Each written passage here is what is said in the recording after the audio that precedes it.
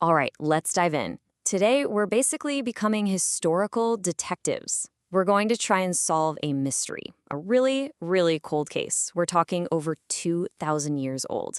Our target? One of ancient India's most powerful empires. So the big question is, how on earth do you piece together a world that's almost completely vanished? So here's our challenge. We're trying to reconstruct the massive Mauryan Empire.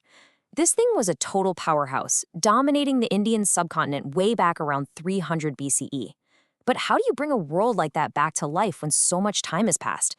Well, it's like a giant puzzle, and it all starts with the clues they left behind. And this is where our mystery gets really juicy. The two biggest, most important pieces of written evidence we have, well, they don't just tell slightly different stories. Nope, they seem to be describing two completely different worlds. And that contradiction, that's the heart of our investigation today. Okay, so let's meet our two key witnesses in this historical case. In one corner, we have the ultimate insider's manual, a ruthless guide on how to run an empire. And in the other corner, we've got an outsider's diary, full of incredible descriptions, but also maybe some major misunderstandings. Let's dig into what each one is telling us.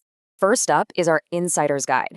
This beast of a text is called the Arthashastra, and it gives us this incredible peek deep inside the machinery of the Mauryan state. This isn't some epic story or poem. No, this is a blueprint for power. So what is the Arthashastra, really? Think of it as a how-to guide for a king. It's attributed to this guy Kautilya, who was this brilliant, super cunning advisor to the very first Mauryan emperor. And this book, it lays out exactly how to build, maintain, and expand your kingdom through really detailed and often pretty ruthless strategy. Now, what makes this book so incredibly valuable is that it's a local source. It's an indigenous perspective, and it's just packed with insane technical detail. We're talking everything from how to collect taxes to setting up complex spy networks. It's our best possible guide to how the Mauryan government wanted to operate.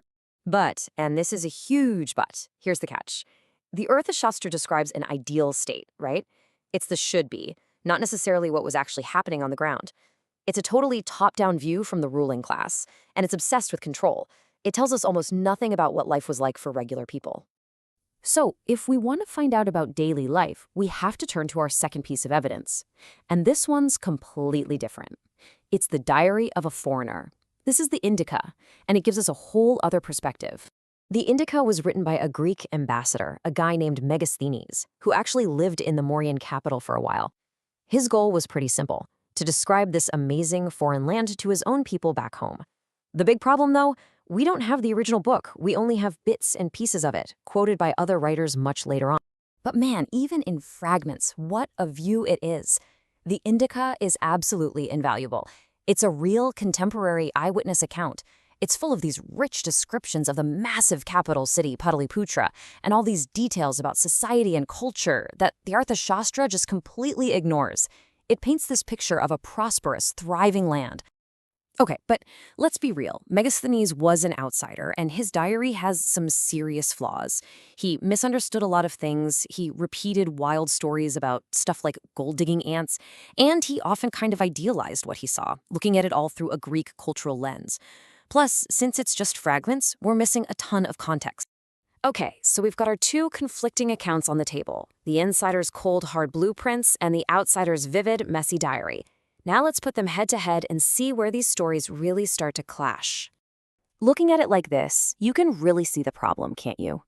The Arthashastra is prescriptive. It's a manual telling you what to do. The Indica is descriptive. It's an observation of a real place. One is a state-centric view from an insider. The other is a cultural report from an outsider. I mean, they're just fundamentally different kinds of evidence. And nowhere is that conflict clearer than when you look at the nature of the state itself. The Arthashastra describes this paranoid empire built on spies, heavy taxes, and total control. But then the Indica describes this surprisingly chill, benign state ruling over a happy and prosperous population. They can't both be right, can they? So that's the big question, isn't it? Who do we trust here? The local strategist who designed the whole machine of the state? Or the foreign traveler who actually saw it in action? This is the central puzzle that historians have to wrestle with. To solve this, we can't just guess. We need to call in some experts.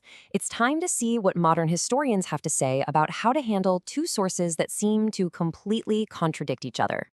First up, the big question about our insider's blueprint. Was any of this stuff even real? Or is the Arthashastra just, a work of political theory, a kind of fantasy of perfect control that never actually existed?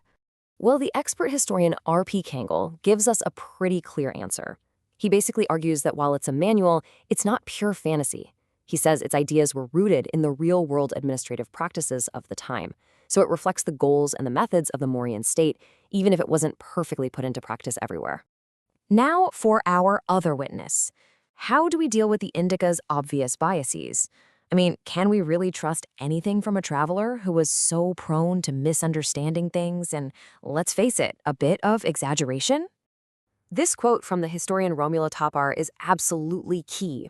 She explains that Megasthenes wasn't necessarily lying. He was just interpreting everything through his own Greek conceptual framework. He'd see an Indian institution, and to explain it, he'd try to find the closest Greek equivalent he could think of. We just have to remember to account for that cultural translation when we read his work.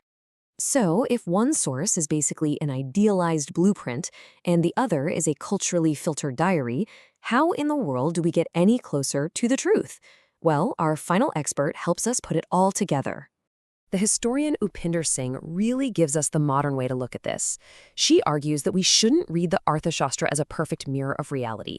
Instead, its real value is what it reveals about the ideology of the Mauryan elite, what they cared about, what they were afraid of, and how they thought about power itself. And that, right there, brings us to our verdict. Neither one of these sources can stand on its own.